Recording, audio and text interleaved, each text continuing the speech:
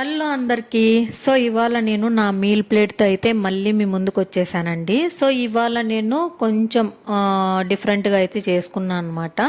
So రెగ్యులరే కాకపోతే కొద్దిగా different లాగా అనిపిస్తుంది. సో నేను ఒక కప్పు రైస్ అయితే తీసుకున్నాను. దాంతోకి పాలకూర పప్పు, అలానే కొద్దిగా టమాటో చట్నీ, ప్రోటీన్ కోసం 2 ఎగ్స్, పల్లి పొడి కొంచెం 2 టేబుల్ స్పూన్స్ అండి. సో అలానే బీట్రూట్ తాలింపు అనమాట.